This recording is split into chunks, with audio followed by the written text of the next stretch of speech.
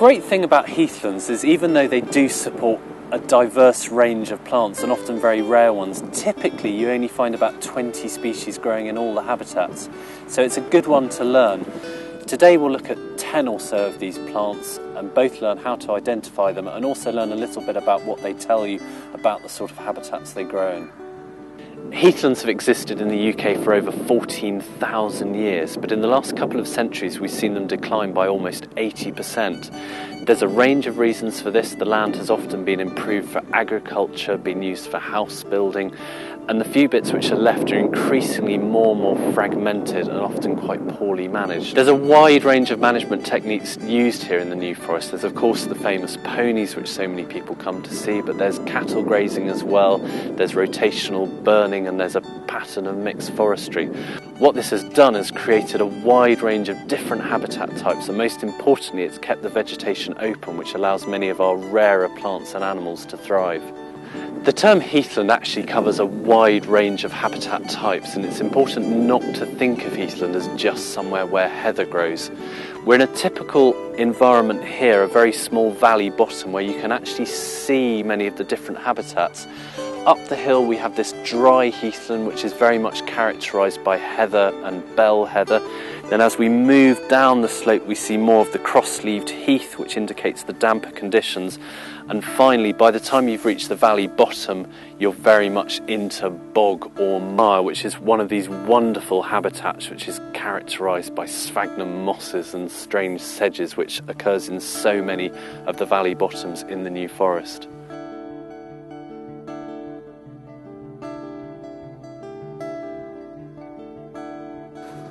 One of the most distinctive plants of heathland is undoubtedly heather, Calluna vulgaris, sometimes called ling, but more commonly just plain old heather. Now individually the flowers are quite small, but it makes up for this with the sheer amount of them and the many branches on the plant. So over a huge area you create this purple carpet of plants.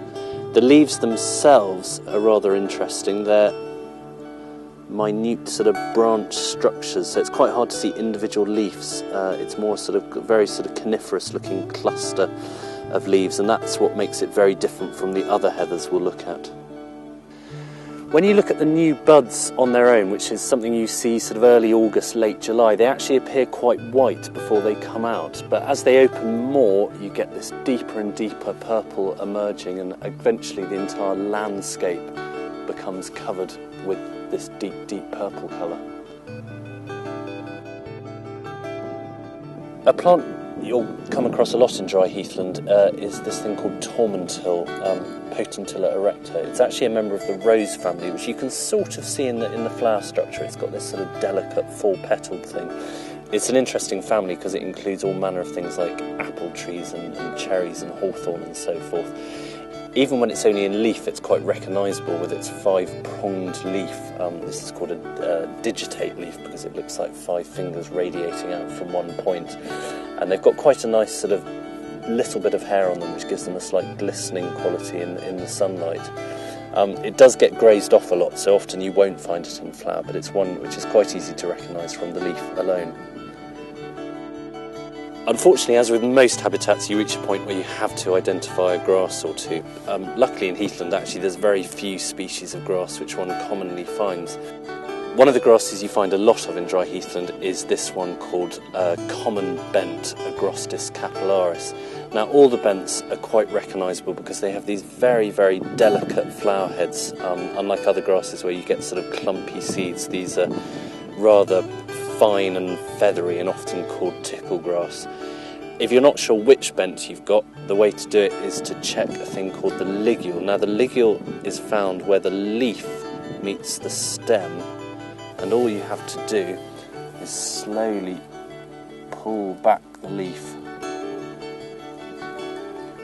and you will see at the bottom there's this minute standing up structure.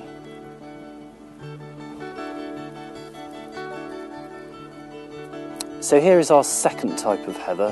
This is called bell heather. It's quite self-explanatory because the flowers have got this sort of inflated bell shape to them. This is very, very much an indicator of dry heathland. You won't find it on the damper soils at all, and in fact it often occurs around the edge of car parks and in really sort of parched places. Each flower has got this sort of bell shape to it. It's very inflated, and even when they've gone over towards the end of the year and have gone brown, they still retain this sort of swollen shape to it, which makes it very different from the normal heather.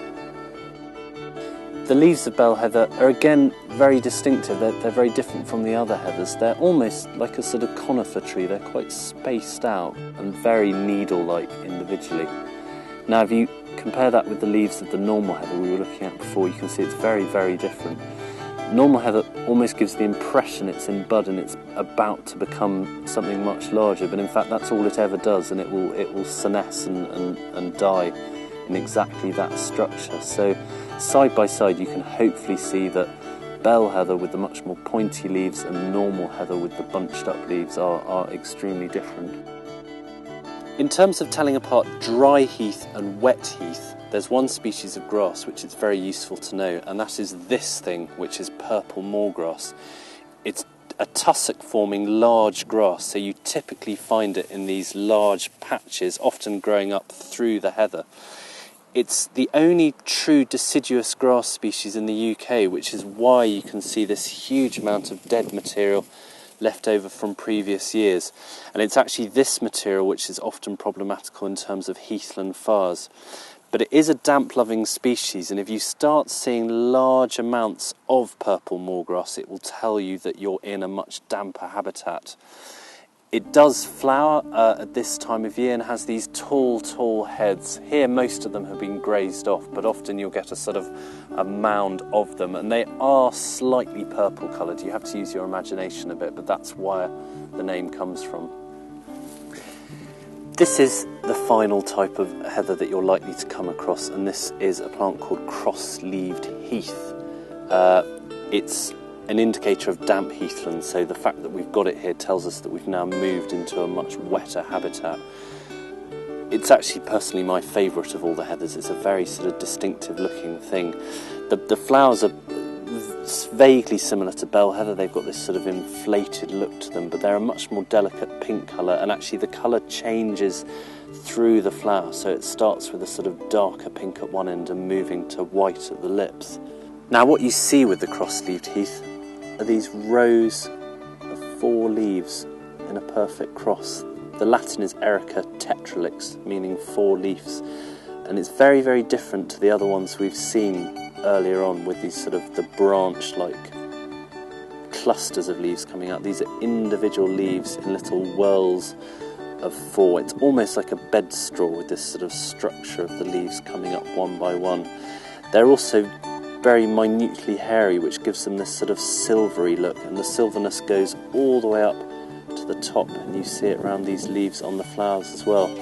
When you get a lot of this plant, it can give the whole landscape a sort of silvery white appearance, and it's very distinctive from a distance.